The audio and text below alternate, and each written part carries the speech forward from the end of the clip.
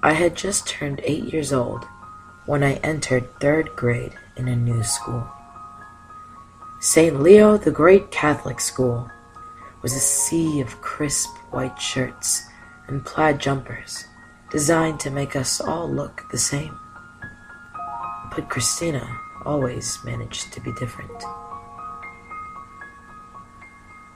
Christina liked to mumble to herself, liked to make sounds and weird shapes with her lips during class, liked Lilo and Stitch, liked ice cream from McDonald's.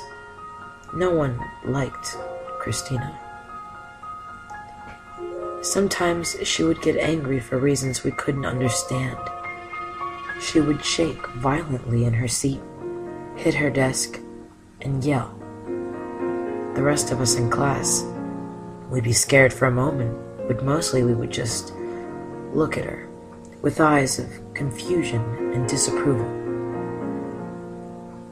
It was the whisper no one claimed to have said. It was the ghost on our lips, in the backs of our minds, but what did it mean?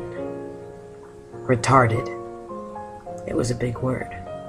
Too big a word to understand, so we didn't try. But it lingered nonetheless, hanging like an insult in the air when we saw her.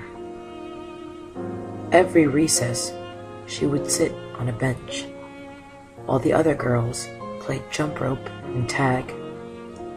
No one would say anything about it, just look at her, in confusion, but also in disgust, fear.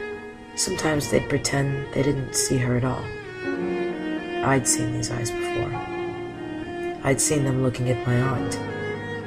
My aunt also made strange noises, and yelled, and got upset over things I couldn't understand, and yet she was one of my best playmates.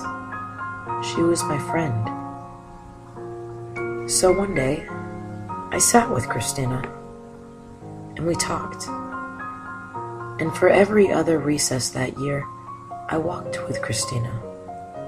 We walked around the playground and pointed out flowers and bugs and told stories about our lives and the lives we wished we could have.